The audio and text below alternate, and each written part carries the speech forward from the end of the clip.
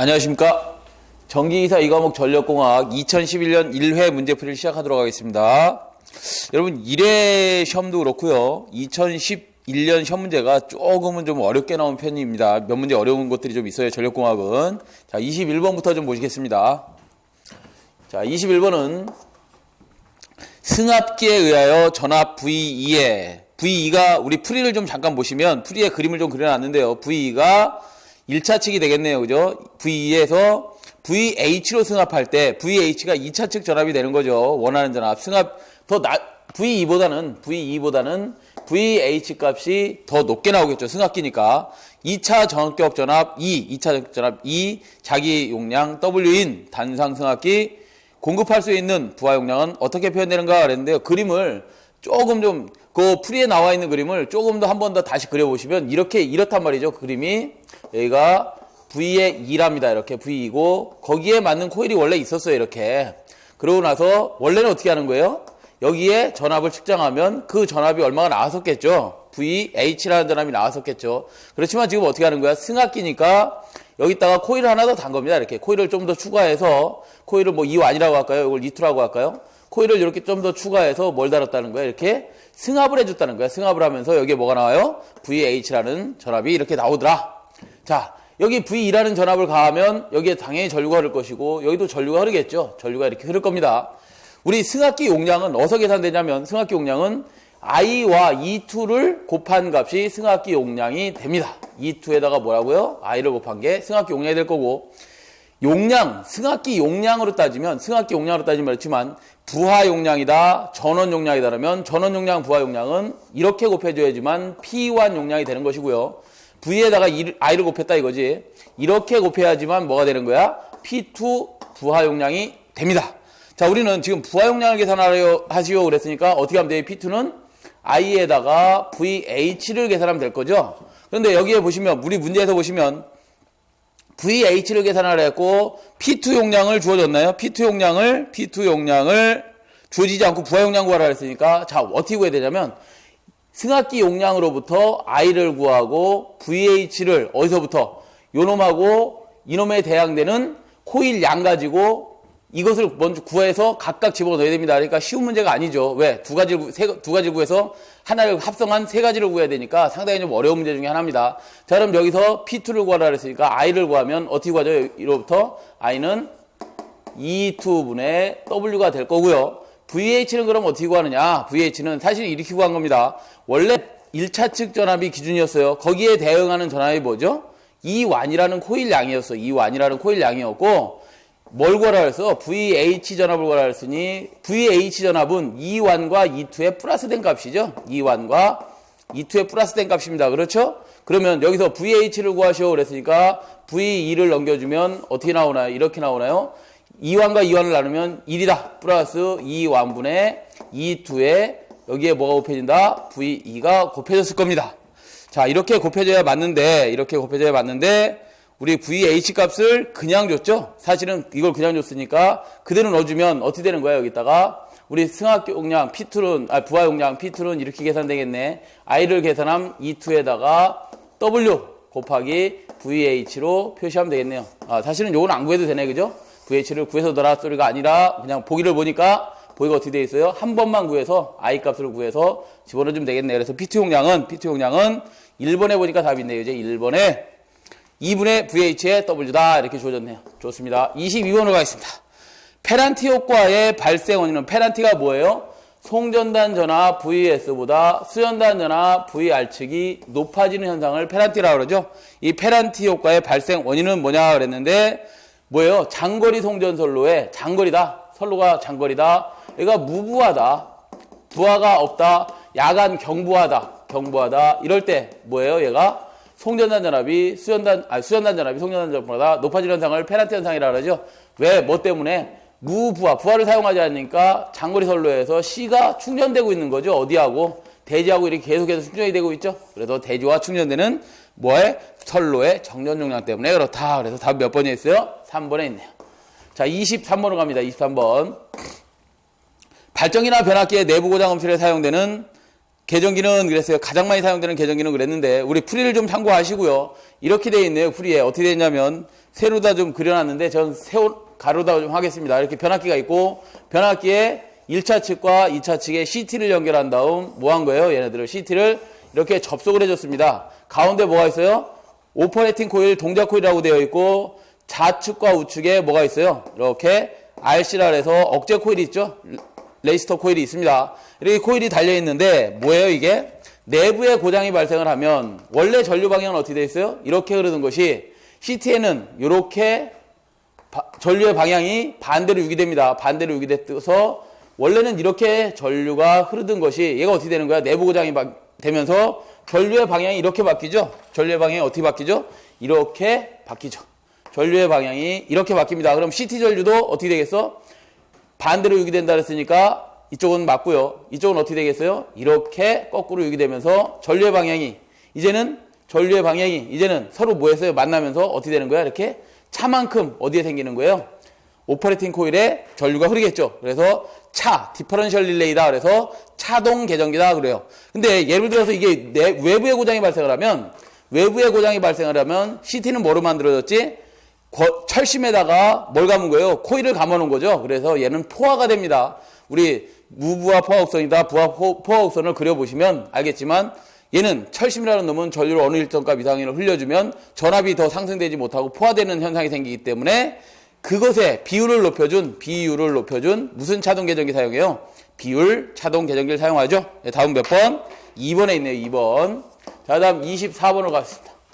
24번은 여러분들이 소화하기에 너무너무 어려운 문제 중에 하나입니다. 왜냐하면 이게 대학원 가시면 대학원에서 배우는 거예요. 대학원에 전력 계통공학이라는 걸 배우게 되는데 그 과정에 나오는 문제 중에 하나입니다. 전자계산기에 의한 전력 조류 계산입니다. 전력 조류가 뭐예요? 파워플로우야, 파워플로우. 전력이 흘러가는 길, 그 계산을 하자 이거야. 그 계산을 하는데 그 계산에서 슬랙 모선의 지정값은 그래서요. 슬랙 모선이 뭐냐면 이런 겁니다. 우리가 모선이 이런 게 있죠. 발전소에 가면 발전소에 뭐가 있겠어? 모선이 있죠. 발전소에 모선이 있습니다. 다음 발전소에서부터 어디로? 변전소로 뭘 주는 거야? 변전소로 어떤 TR 쪽으로 이렇게 전원을 주고 TR에서 전압을 변환해서 부하 사용하는 거죠. 이렇게 부하를 사용하는 겁니다. 이 변전소 모선이라는 게 있고 그다음 발전소 모선, 변전소 모선을 소개해드렸습니다. 이 발전소 모선과 변전소 모선, 부하 모선이라고 있는데 이 변전소 모선을 부하 모선이라고 합니다. 이렇게 이 두 개의 모선의 지정값을 줍니다. 뭐냐면 발전기라는 놈은 유효전력을 지정해 줍니다. 유효전력을 지정해 준다. 유효전력을 지정해 준다는 게 뭐야? 물량 또는 증기의 양을 가지고 발전기에 유효전력을 조정해 볼 수가 있죠. 그래서 얘를 딱 지정을 해줍니다. 이 발전기는 유효전력을 얼마 내보내는 발전소다. 그렇게 지정을 해주고 그 다음에 또 뭐를 지정해 주냐면 전압의 크기까지 지정을 해줍니다. 전압의 크기 2까지 지정을 해줍니다. 이걸 Pg라고 할까요? 발전기의 유효전력과 발전기의 전압을 지정해 줍니다. 이건 누가 지정해 주는 거예요?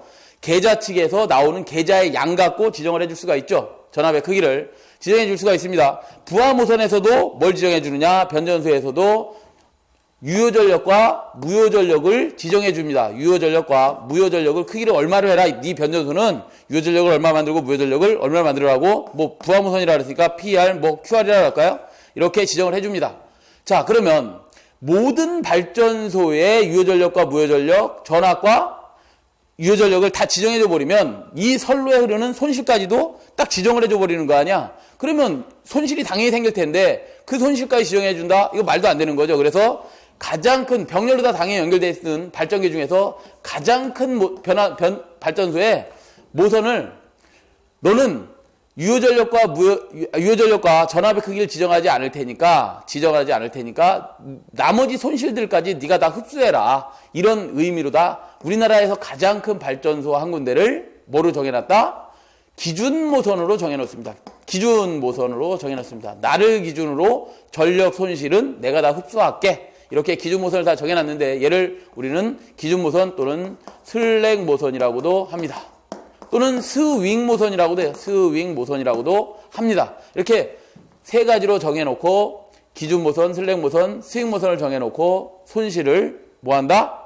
내가 흡수한다. 이런 발전소를 하나 만들어 놓는 게 슬랙모선의 의미입니다. 자, 여기서 단 슬랙모선을 기준으로 한다 그랬는데 슬랭 지정값은 뭐냐요? 슬랭 모선의 지정값은 원래 이 네 가지를 다 알기 위해서는 뭐를 좀 알고 계셔야 되냐면 전압의 우리가 벡터로다 전력 조류 계산을 하려면 어떤 벡터가 필요하냐면 유효 전력의 크기, 무효 전력의 크기, 그 다음에 전압의 크기, 그 다음에 전압 상차각이 필요합니다.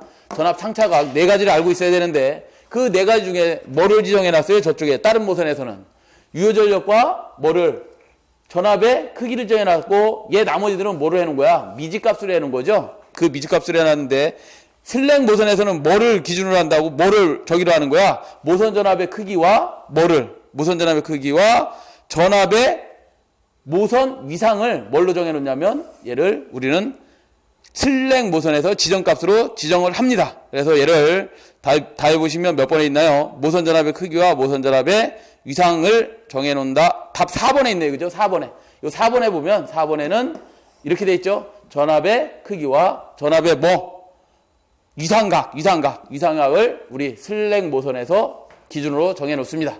그래서 답은 4번이 될 거고요. 좀 어려운 문제입니다, 사실은. 자, 그 다음 25번으로 갑니다.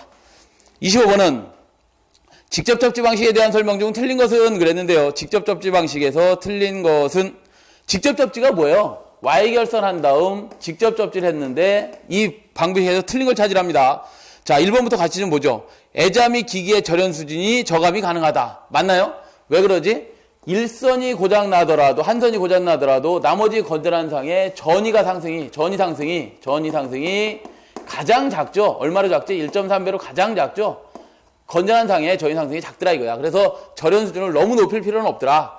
단 Y결선한 다음 리액터를 가지고 접지한 소리액터 접지 방식이다 그러면 여기서는 일선지락시 건전상의 전이 상승이 1.7321배까지 올라갑니다. 몇 배요? 루트 3배까지 올라가기 때문에 이런 데서는 절연 수준을 상당히 높게 해야 되겠죠. 그렇지만 어디에서는 직접 접지에서는 전이 상승이 왔기 때문에 뭐를 할 수 있다? 절연 수준을 낮출 수 있다. 두 번째, 변압기 및 부속 설비의 중량과 가격이 저하시킬 수 있다. 왜냐하면 변압기 쪽에 절연을 간단하게 할 수 있다 그랬죠. 왜 그러죠? 대지 전이와 어떻게 해놨어요? 대지가 전이가 0V인 대지와 철선 또는 동선으로 직접 접지해놨죠. 직접 접지해놓으면 변압기 코일이 있을 텐데 여기 단자 전압은 이론적으로는 몇 볼트예요? 0V가 뜨는 거지 중성점엔. 나머지 여기는 당연히 단자 전압이 떠 있겠지만 얘들을 0V에 맞춰서 저감 절연할 수 있다지. 저감 절연할 수 있기 때문에 가격이 좀 떨어지고 중량이 가벼울 겁니다. 세 번째, 일선 지락 한상이 지락됐답니다. 한상 지락 시 지락 전류가 작으므로 지락 전류가 작은가 봅니다. 아니죠. 직접 접지에서 지락 전류는 얼마예요? 3I0로 대단히 크죠. 대단히 큰 전류가 흐릅니다. 소리액터 접지에서의 지락 전류는 크기가 얼마예요? j2의 3 루트 3이죠. 루트 3 오메가 CV만큼이다. 이 크기가 도대체 어떻게 되는 건가요? 3I0하고 루트 3 CV하고 이 C는 뭐예요? 비접지 계통 이런 데서는 얘 L에 영향을 받기 때문에 얘 마이크로페러 값이죠.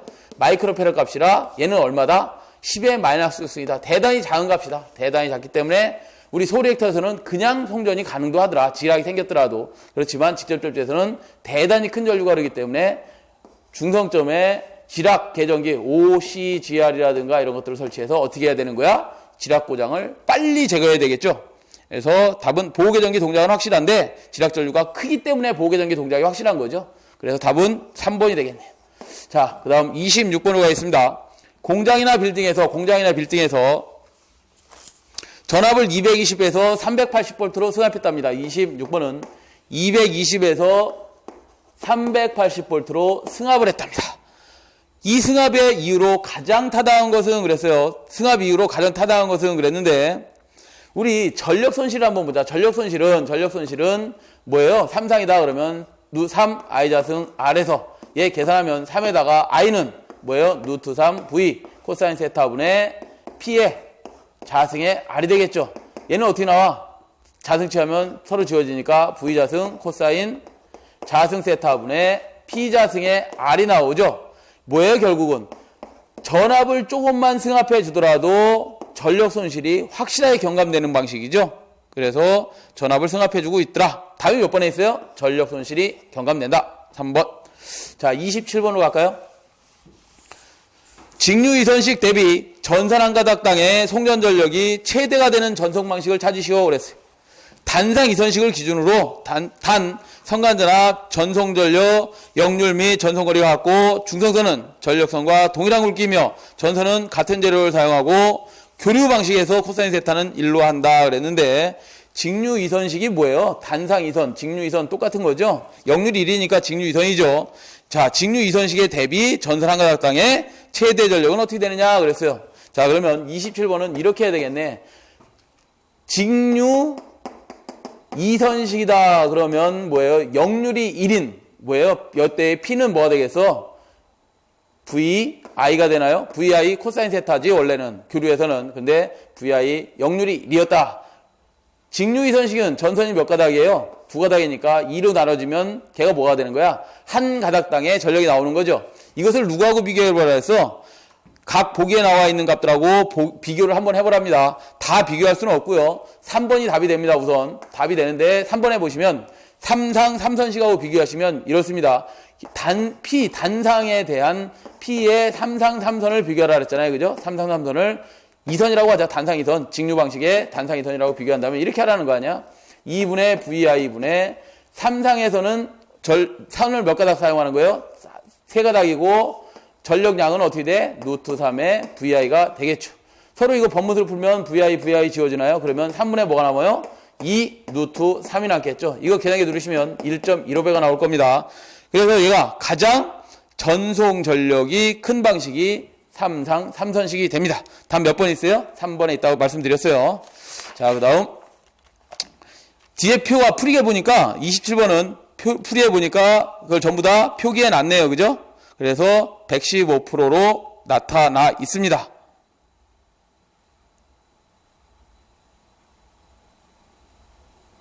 자, 그 다음 28번으로 가겠습니다. 28번 보시면 송전전압이 3300V 길이가 3km인 고압 삼상 배전선에서 수전단전압을 3150V로 유지하려고 한다. 어쩌고저쩌고 쭉 줘졌는데 이런 어떤 전선이 나왔다, 뭐 길이가 나왔다 이러면 그림을 하나 그려놓으세요. 이렇게 송전단 전압이 VS 측이 얼마? 3300V랍니다. 그 다음에 그 길이가 3km랍니다. 3km이고 수전단 전압이 3150이고 3150V이고 그 다음 여기에 부하가 달려있는데 부하가 얼마? 부하가 1000kW네요. 1000kW에 역률이 코사인 세타가 0.8이고 선로의 리액턴스 X값은 무시된답니다. X를 무시한다. 이때 적당한 경동선의 굵기를 구하시오 그랬습니다. 굵기를 구하시오. 전선의 굵기를 구하시오. 우리 송전단 전압과 수전단 전압이 주어졌는데 이 송전단에서 3300V를 줬다. 수전단에서 3150V밖에 받지 못했다. 그러면 여기에 전압 강화가 몇 볼트가 생긴 거예요? 3300에서 150회면 150V라는 전압 강화가 생겼죠. 아, 그럼 여기서 한번 구해보자. 전압 강화 E는 우리 3상이라 했으니까 누트 3으로 해놔야 되나? 누트 3 I의 R 코사인 세타 플러스 X의 사인 세타다. E는 몇 볼트가 생긴 거야? VS에서 VR 빼니까 150V는 누트 3 곱하기 전류 I를 구해서 넣어야 되겠죠. 그 다음에 R 값 주어졌나요? R이 몇 오hm 주어졌나요? R 값이 안 주어지고 단면적 A를 구하라 그랬네. R 값이 안 주어졌어요. 그러면 단면적 A를 구하라. 그 다음 여기서 X 값은 무시하라 했으니까 얘가 얼마가 되는 거야? 0이 되고 X 값이 무시됐다는 사인 세타가 제로다 그러면 코사인 세타는 얘가 얼마인 거예요? 1인 거죠. 그러면 뭐만 남아요? I의 R만 남는 거지. 루트 3 I의 R만 남는다. 자, 그러면 우리 단면적 여기서 구할 수 있겠네. R은 이렇게 구할 수 있죠. 150은 루트 3 I의 R은 어떻게 구해요? 로 단면적 A분의 길이 L로 구할 수 있겠네. 여기서 단면적 A 구하라 그랬으니까 A는 얘하고 자리만 바꾸면 되겠죠. 150분의 뭐가 되는 거예요? 루트 3 곱하기 I 곱하기 로 값이 된다. 자, 그 다음 150분의 루트 3 곱하기 전류 I를 구해다 넣어야 되겠죠. 어서 여기서 구하면 되겠네. 전류 I는 어떻게 구해요? 루트 3 VR 수전단 전압 코사인 세타 분의 뭐가 되겠어요? 코사인 세타 역률이 0.8로 주어졌네. 역률이 0.8로 주어졌어요.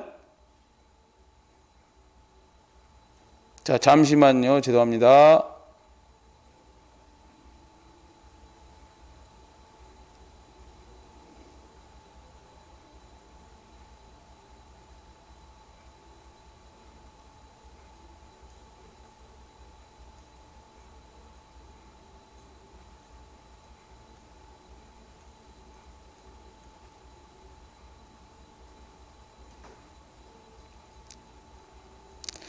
역류를 0.8이 줬더라도 이거는 트릭이네요. 트릭. 보니까 이거 트릭이고 사인 세타를 X값을 무시한다는 얘기는 무효분이 없다는 얘기는 전부 다 뭐예요? 얘가 전부 다 효율 1인 거죠. 그래서 얘는 무시하시면 됩니다. 무시하시고 이렇게 구하시면 될 것 같아요. 루트 3에다가 I는 뭐가 되겠어? V분의 수전단전압분의 P가 되는 거죠. P는 1000kW가 될 거고 곱하기 로우 값을 집어넣으면 됩니다. 자, 그러면 150분의 뭐가 되겠어? 루트 3 곱하기 수전단전압이 얼마인 거예요? 3150인가요? 3150분의 P는 1000kW가 주어졌죠. 얘는 볼트고 얘는 킬로와트니까 얘 어떻게 해야 돼? 10에 몇을 곱해줘야지만 와트가 되는 거예요. 10에 3승을 곱해줘야 될 거고 곱하기 로우 값은 얼마 주어졌어요? 고유저항이 55분의 1이네요. 그죠? 55분의 1을 해주면 되겠습니다. 자, 이렇게 해주시면 될 것 같은데 우리 풀이를 좀 잠깐 볼까요?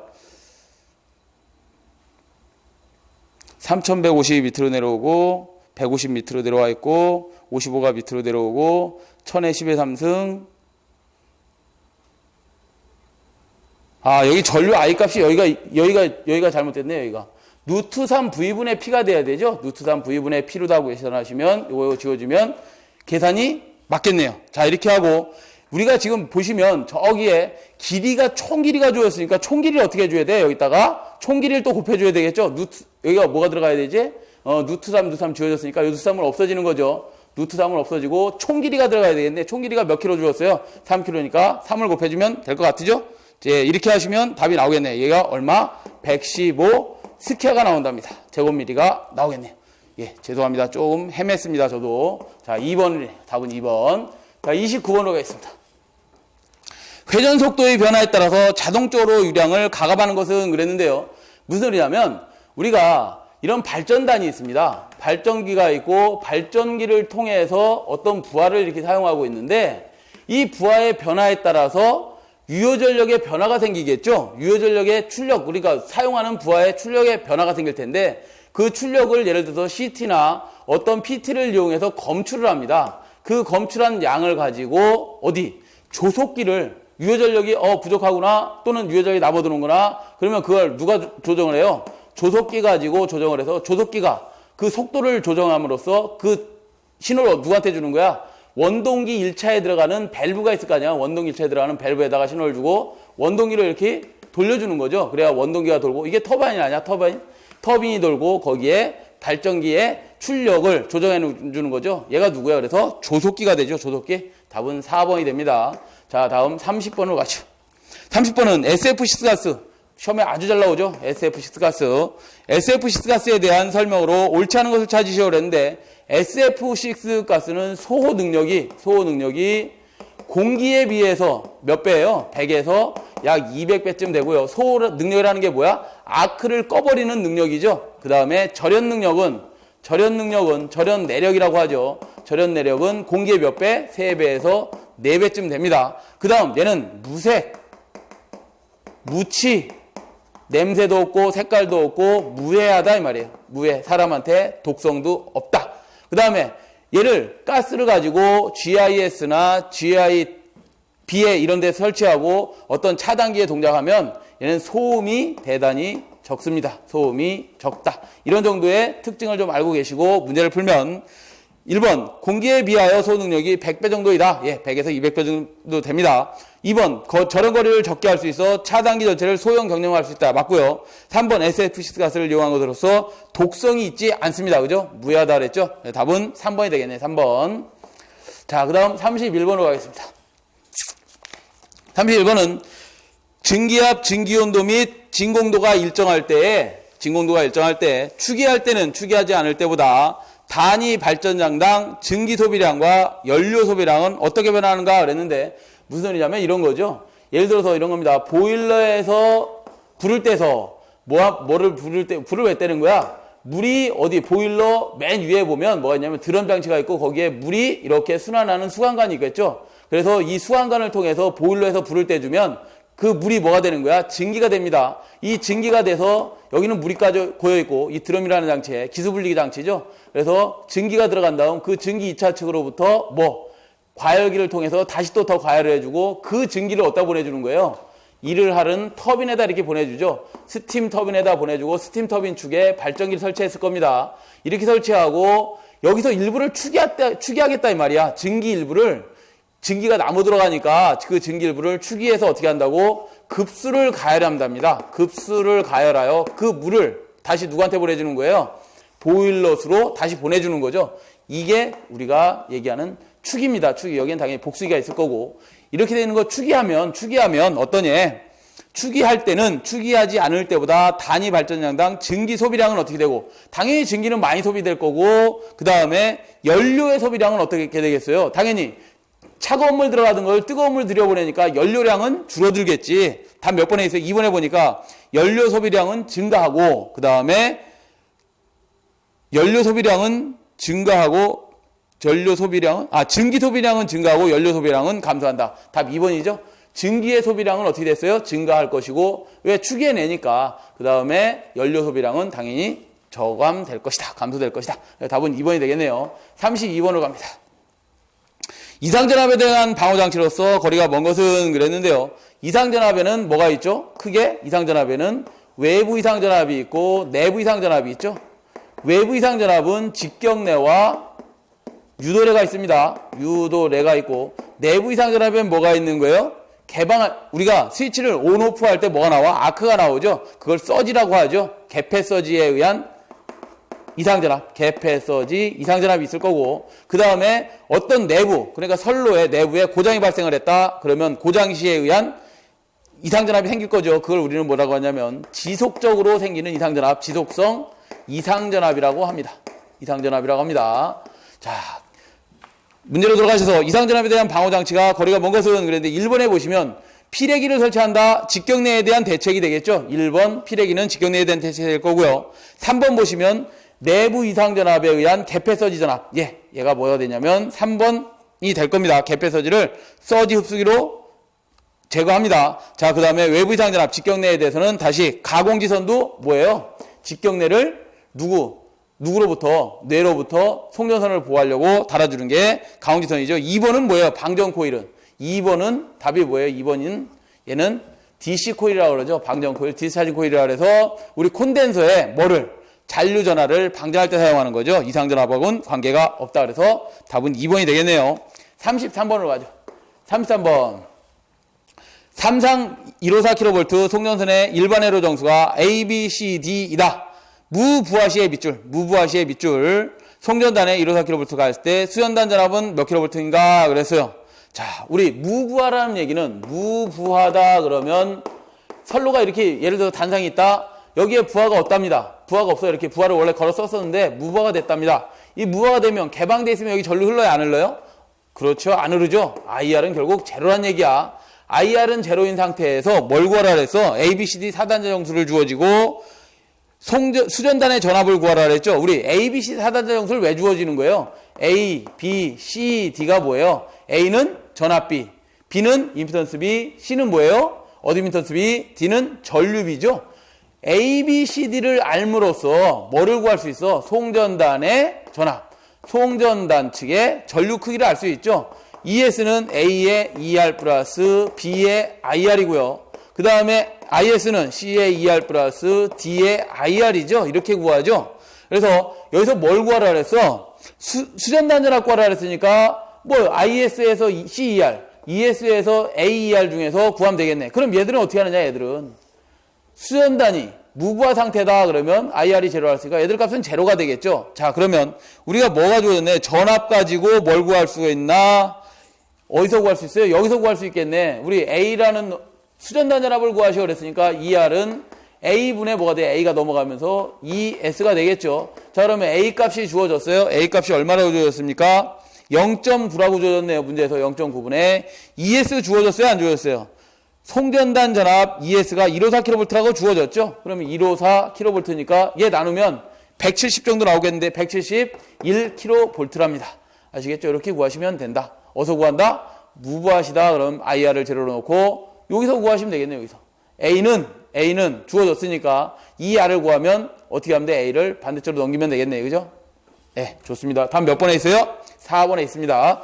자, 그 다음 34번으로 가죠. 파동 임피던스 Z 또한은 405입니다.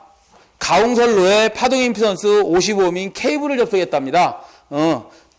그 다음 이때 케이블에 가공선로에 2완 80kV인 전압파가 들어왔다면 접속점에서의 전압의 투과파는 약 몇 킬로볼트가 되겠는가 그랬어요.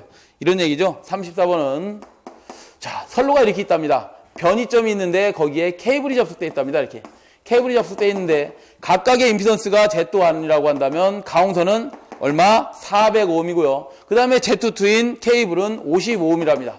55ohm이랍니다. 이렇게 있는데 이상전압이 쳐서 이상전압이 들어왔대. 이렇게 이상전압이 치고 들어왔대는데 이 이상전압이 크기가 80kV랍니다. 80kV다. 이때 전압파가 들어왔다면 접속점에서 전압의 투과파는 얼마이겠는가? 이쪽으로 투과되는 전압도 있을 거고 반사되는 전압도 있을 텐데 이 투과파를 물어봤네요. 투과전압, 얘를 뭐 입사전압을 2완이라고 한다면 투과전압을 2투라고 한다면 투과전압은 여러분들 공식을 알고 계셔야 되겠죠. 2투는 어떻게 구해요? Z1 플러스 Z2분의 2Z2 곱하기 뭐예요? 2완이죠. 만약에 얘 반사파도 있다. 반사파도 크기 구해봐라 그러면 E3를 구하는 거죠. 반사파는 전압 반사파는 어떻게 구해요? Z1 플러스 Z2분의 Z2 마이너스 Z1 곱하기 2완의 크기를 곱해주시면 전압의 반사파도 구할 수 있는 거죠. 입사파를 구하라 했으니까 투과파를 구하라 했으니까 투과파는 어떻게 구한다? 405ohm 플러스 55ohm분의 2 곱하기 얼마 해주면 되는 거야? 55ohm. Z2순으로 하라 했죠? 55ohm 곱하기 2완의 크기가 얼마? 80kV라 했네요. 80 곱해주면 얘가 얼마 나온다? 곱해주면 여러분들 답을 체크를 안 해갖고 왔네요. 17.8kV가 나온답니다. 다음 몇 번? 1번에 있네요. 1번. 이런 식으로 계산하시면 되겠다. 자, 그 다음 35번으로 가시면 35번은 피상전력이 PKVA 역률이 코사인 세타인 부하를 역률 100%로 계산하기 위한 전력용 콘덴서의 용량은 몇 KVA 밑줄 KVA 몇 KVA인가 그랬는데 콘덴서 용량은 여러분들 이래 무효전력의 용량은 예전에 단위가 뭐였어요? 킬로바였죠. 바. 그런데 얘를 Q로다 구하시되 단위를 킬로볼트 암페어로 표시하랍니다. 같은 단위를 요즘은 쓰고 있어요. 아시겠죠? 무효전력이다 그래도 KVA를 쓰고 있더라. 자, 무슨 소리야? 이렇게 돼 있답니다. 이렇게. 삼각형이 있는데 여기에 P상전력이 킬로볼트 암페어고요. 여기에 역률이 코사인 세타이고 유효전력이 주어졌나요? 유효전력은 안 주어졌네요. 인 부하를 역률 100%로 계산하기 위한 콘덴서 용량 얘 구하라. 콘덴서 용량 100%로 계산하기 위한 콘덴서 용량을 구하랍니다. 여기 QC는 어떻게 계산해요? QC는 이렇게 계산하면 되는 거 아닌가? 어떻게 계산하면 돼요? P상전력에다가 뭘 곱해주면 돼? 사인 세타 곱해주면 되죠. PA라고 할까? 얘를 뭐 P상전력 PA라고 하죠. PA에다 사인 세타 곱해주면 되겠죠. 사인 세타를 곱해주면 된다. 자, 그러면 PA 값이 여기서 우리 문제에서 P라고 줘줬네. P라고 쓰고 곱하기 뭐 하면 되겠어? 사인 세타를 곱해주면 되는데 사인 세타가 안 나왔죠. 우리 삼각함수식에서 이런 거 있나요? 코사인 자승 세타 플러스 사인 자승 세타는 뭐예요? 1이다. 여기서 사인 세타 구하면 사인 세타를 구하면 사인 자승 세타는 어떻게 돼요? 1 마이너스 코사인 자승 세타가 되죠. 자승 넘겨주면 뭐가 되는 거야? 사인 세타는 루트에 1 마이너스 자승이 넘어가면서 루트가 된 거죠. 코사인 자승 세타다. 그럼 얘를 이렇게 쓸 수 있다는 얘기네. 1 마이너스 코사인 자승 세타로 쓸 수 있네요. 다음 몇 번에 있어요? 1번에 있네. 1번. 이렇게 구해라 이 말이죠. 자, 36번으로 갑니다. 36번도 쉬운 문제는 아닙니다. 전력선과 통인선 사이에 그림과 같이 차표선을 설치했답니다. 자, 그림을 좀 잠깐 그리겠습니다. 여기에 원래 송전선이 있답니다. 송전선이 있고 여기에 전압을 인가했었는데 전압을 인가했고 자, 그 다음에 철탑의 중간 가운데 맨 위에 보면 가공지선이 이렇게 설치해놨습니다. 가공지선을 이렇게 설치했답니다. 대지와 뭐 해놓은 거야? 단락시켜 놓은 거죠. 단락시켜 놓고 옆에 통이선이 이렇게 지나갑니다. 통이선이 지나가는데 전력선의 전류가 흐르면서 통신선에 전압이 유기되는데 그 전압을 VM이라고 합니다. VM이라고 표시해놨네. VM을 구하시오 이겁니다. 자, 이렇게 돼 있죠. 원래 우리 이 전력선에 전류가 흐르는 건 고장전류가 흐르는 거야. 고장전류. 고장이 생겼을 때 통신선에 뭐라는 거야? 전자유도장애를 일으키는 거죠. 평상시에는 그 고장전류가 통신선에 전자유도를 일으켜요? 안 일으켜요? 안 일으키지. 무슨 유도만 일으켜? 원래는 정전유도만 일으키죠. 지금은 뭐예요? 고장이 발생했기 때문에 전자유도가 되는 겁니다. 전자유도 되는 전압은 뭐예요? 고장전류이기 때문에 단상에 무슨 전류여야 돼? 영상분 전류가 이렇게 흐르는 겁니다. 영상분 전류가 흐르고 그 전류에 의해서 가공지선에서는 무슨 전류가 흐르겠어? 가공지선 전류가 흐르겠죠. 이렇게. 전류가 유기됐다 이 말이죠. 유기됩니다. 자, 그 다음 이 I0에 의해서 통신선에 어떤 영향을 주는데 걔를 상호 인덕턴스 M이라고 하죠. 상호 인덕턴스 M이라고 합니다. 자, 그런데 가운데 뭐가 있었어요? 가공지선이 있기 때문에 가공지선에 의해서 반대편으로 M-가 유기가 이렇게 되겠죠. 그러면 당연히 얘에 의한 상호 인덕턴스와 얘에 의해서 다시 영향 주는 상호 인덕턴스는 몇 도 차이가 나는 거야? 마이너스 180도 차이가 나겠죠. 자, 그렇게 해놓고 각각의 임피던스 값을 주는데 각각의 임피던스가 우리가 선전에서의 임피던스를 뭐라고 했느냐? Z1이라고 표시해놨나 보네요. Z1. 얘를 우리 그림엔 없지만 얘를 ZS, 실드링 와이어거든요. 이게 가공지선이 실드링 와이어의 임피던스 값이다. 그래서 ZS를 표기해야 되고요. 그 다음에 얘를 Z2 임피던스를 가지고 있다고 이렇게 표기를 해놔야 합니다. 여기서 얘하고 얘는 임피던스가 각각 차이가 얼마래요? Z1과 S의 차이 Z1S라고 표기해놨고 얘 상호 간의 임피던스를 뭐라고 표시해놔서 Z2와 S 간의 임피던스라서 Z2S, 1과 2의 임피던스를 뭘로 표기해놨어요? 책에서 Z12를 이렇게 표기해놨습니다. 자, 이렇게 표기해놓은 상태에서 뭘 구하라는 거야? 여기에 뜨는 전압을 구하라 했으니까 VM은 이렇게 구하라 이 말이죠. VM은 뭐에 영향받고 있어요? 마이너스 Z0에 마이너스 Z1, 2에 I0가 영향을 주고 있죠. 1, 2에 I0 값이 영향을 주고 있고 플러스 또 뭐가 영향을 주고 있어? 마이너스 값은 이미 취했습니다. 180도 차이 나는 것은 Z 뭐야 얘가? Z2S에 뭐가 영향을 주고 있나요? S의 크기가 영향을 주고 있는 거죠. Z2S에 IS가 이렇게 영향을 주고 있네요. 그죠? 자, 그러면 이걸 다시 좀 정리를 해보면 마이너스 Z1, 2에 I0에다가 플러스 Z2S에다가 이 IS는 누구에 의해서 만들어진 거야? 이렇게 만들어진 거죠? 이렇게 쓸 수 있나? I0의 Z1S는 IS의 ZS에 영향을 받았다. 그래서 IS를 구하면 ZS분의 I0의 Z1S라고 표현할 수 있겠죠? 그럼 이걸 다시 써보자. 그럼 ZS분의 I0의 Z1S다. 자, 같은 공동 분모가 있으니까 같은 숫자를 빼내려면 어떻게 해야 돼? 분모 분자에 Z1, 2만 곱해주고 I0 빼내면 되겠네. Z1, 2, Z1, 2를 곱해주면 되겠네. 그죠? 그러면 뭐 어떻게 나올 수 있어? 얘를 마이너스 Z1, 2에 I0에 1 마이너스 1이 있었으니까 원래 마이너스 뭐를 쓸 수 있어요? ZS, Z1, 2에 Z1S, Z2S로 이렇게 표기할 수 있겠네. Z2S로 이렇게 표기할 수 있겠죠. 자, 사실은 이 차폐선이 없었다면, 가공지선이 없었다면 원래 영향 주는 건 누구예요? Z1, 2에다가 I0 값이 원래 영향을 줬었겠지 이게. 이렇게 영향을 줬었을 겁니다. 그런데 뭐예요? 얘 차폐선에 의해서 뭐가 감소가 돼버린 거야? 정자유도 전압 자체가 작아졌다 이거죠. 그 작아진 게 뭐야? 얘 때문에 작아진 거지. 그래서 얘를 우리는 뭐라고 하냐면 차폐선의 차폐계수라고 하고 있습니다. 차폐계수가 얘가 몇 번에 나와 있어요? 답이 1번에 나와 있네. 1번. 얘를 그래서 차폐선의 차폐계수라고 합니다. 어렵죠? 외워갖고 가세요. 외워갖고. 얘는 뭐라고 원래? 통신선에 뭐라고?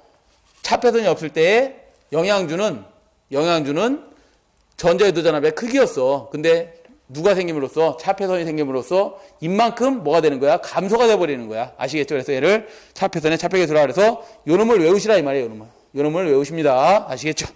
예, 답은 몇 번? 1번에 있네. 1번. 다음 37번으로 가죠. 37번. 자, 37번은 저압 뱅킹 방식의 장점이 아닌 것은 그랬는데 저압 뱅킹 방식이 뭐냐면요. 이런 거죠. 변전소가 있습니다. 서브스테이션 변전소가 있고 변전소에서 배전선을 끌고 와서 여기에 각각의 COS 우리 이렇게 달아놓고 여기다 뭐 달았다는 거야? 변압기 설치합니다. 변압기를 여기 설치하고 변압기를 설치하고 여기에 부어주는 게 뭐예요? 얘가 저압 뱅킹 방식이에요. 뱅킹 방식이다. 자, 그런데 이 저압 뱅킹 방식에 얘가 예를 들어서 10kV짜리 변압기가 달려있는데 얘 부하는 갑자기 20kW를 요구를 해요. 그럼 어떻게 해야 돼? 저압끼리 서로 병렬 연결해갖고 너 한 50kV짜리 변압기니 나 좀 공급해줄래? 서로 이렇게 부하를 공급해서 쓰는 게 저압 뱅킹 방식입니다. 물론 부하 측을 전부 다 이렇게 병렬로 연결해놨겠죠. 이렇게 연결해놓은 게 저압 뱅킹 방식이다. 이것의 장점이 아닌 것은 1번부터 보면 전압 강화 및 전력 손실이 경감된다. 전압 강화 및 전력 손실이 경감이 됩니다. 아시겠죠? 이거 전력 손실이 경감됩니다. 두 번째, 변압기 용량 및 저압선 동량이 절감되고요. 세 번째, 부하 변동에 대한 탄력성이 좋다. 네 번째, 경부하 시의 변압기 이용 효율이 좋다. 경부하 시가 아니라 부하를 많이 쓰는 중부하 시의 변압기를 전체 이용할 수 있기 때문에 효율이 좋은 거죠. 답은 4번이 되겠네. 중부하 시겠지. 중부하 시. 답은 4번이 됩니다. 38번으로 가죠. 자, 38번은 가스 냉각형 원자로에 사용하는 연료 및 냉각제는 그랬는데요. 자, 가스가 뭐예요? GCR이지. 가스 GCR이 됩니다. GCR 냉각형 원자로. 자, 다시 보죠. 38번은 GCR에 대해서 나왔어요. GCR 가스형 원자로 사용하는 연료가 뭐냐면 연료는 이걸 사용합니다. 천연 우라늄을 사용해. 우라늄을 사용합니다. 천연 우라늄을 사용하고, 그 다음에 냉각제도 물어봤는데, 냉각제는 뭐를 사용하느냐? 우리 냉각제는 경수, 중수, 액체금속을 사용합니다. 액체금속 중에서도 나트륨을 사용하고요. 그 다음에 또 뭐를 사용하냐면 가스를 사용합니다. 가스 중에서도 헬륨 가스를 사용하거나 또는 CO2를 사용합니다. 자, 무슨 소리냐면 이렇게 천연 우라늄을 사용한다라는 얘기는 원래 우라늄 1g을 캐내면 그 안에 뭐가 들어가 있냐면 우라늄 238 짝수로 된 게 99.3%가 들어가 있습니다. 얘네들은 핵분열을 할 수가 없는 물질들이에요. 그럼 나머지 뭐냐? 약 한 0.7% 정도가 우라늄 235가 들어가 있습니다. 이 우라늄 235 홀수로 된 게 0.7%밖에 없는데 실질적으로 얘가 뭐 한다는 거야? 핵 분열하는 연료 물질이 됩니다. 얘가 연료가 됩니다.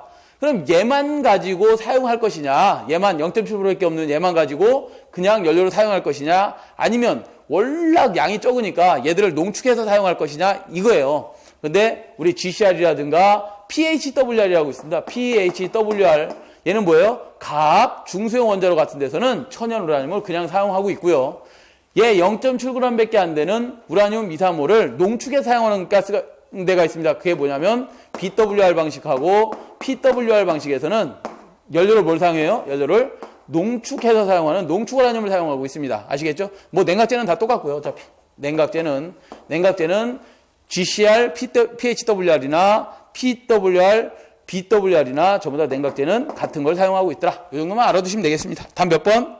천연 우라늄과 이산화탄소를 사용한다네. 3번. 자, 39번. 자, 39번은 다중접지 통해서 사용되는 제페로 기능을 갖는 일종의 차단기의 밑줄.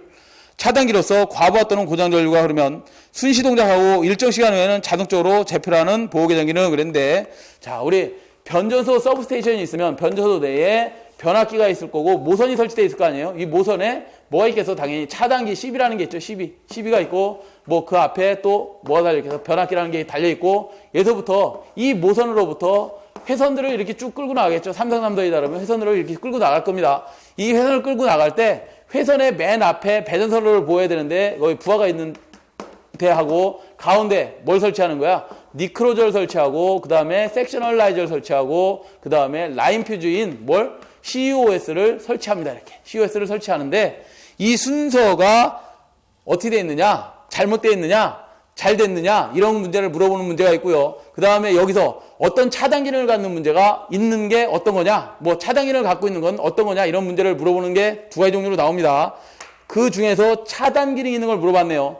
이 섹셔널 라이저는 예를 들어서 여기서 고장이 발생을 하면 처음에 개방을 시켜줘 봅니다. 왜? 회로를 고장이 났으니까 분리를 해봅니다. 분리를 했다가 고장이 지속되고 있네 그러면 다시 지가 회로를 해버립니다. 다시 닫아버린다 이 말이야. 그러면 쭉 갔다가 또 고장이 지속되네? 그러면 다시 또 개방을 하고 또 회로를 해보고 그 동작을 연속 반복을 해봅니다. 그래갖고 고장이 지속돼 있더라. 이거 아니다. 이건 개방해보고 회로해봤지만 고장이 지속돼 있다 그러면 니크로저한테 신호를 줍니다. 야, 이거 회로가 연구 고장이니까 차단해라 라고 누구한테? 니크로저한테 신호를 줘서 니크로저가 회로를 차단하는 겁니다. 그래서 답은 몇 번에 있는 거예요? 1번에 보시면 니크로저다. 자, 40번. 마지막 문제네요. 40번 보시면 전력선의 영상전류의 밑줄, 영상분이 생기는 거는 영상부 전류가 흐른다, 영상 임피던스가 고려된다 이럴 때 영상이 생기는 것은 무조건 무슨 고장? 일선지락이라든가 이선지락 고장이 생겨야지만 영상분이 나타납니다. 이선지락이 생겨야 된다. 자, 그런데 얘네들 고장이 생겼답니다. 일선이나 이선지락 고장이 생기면 영상전류가 흐른다 그랬는데 그 영상전류에 의해서 통신선에 어떤 영향을 준다. 통신선에 영향을 준다. 그러면 통신선에 영향을 줄 때 우리 E는 전자유도전압이라 그래서 제2의 오메가 ML의 3I0의 전자유도작용을 일으키죠. 전자유도작용을 일으켜서 누구한테 영향 주는 거야? 통전선에서 통신선에 영향 주는 거죠. 그걸 우리는 전자유도장애라고 하죠. 평상시에는 어떤 고장이 영향 주는 거야? 통신선에. 평상시에는 고장이 아니죠. 정전유도에 의해서 통신선에 영향을 줄 거고 일선지락이라든가 이선지락 이런 고장이 발생을 하면 3I0 값이 고장전류 값이 바뀌면서 그 지락전류가 이렇게 바뀌죠. 일선지락전류에서 3I0로 바뀌면서 이 전류가 누구한테 영향 주는 거야? 통신선에 영향 준다. 그걸 뭐라고 한다? 전자유도장애라고 합니다. 답은 몇 번에 있어요? 4번에 보시면 전자유도장애가 있네요. 예, 이렇게 해서 전기기사 2과목 전력공학 2011년 1회 문제풀이를 모두 마치도록 하겠습니다. 네, 수고하셨습니다.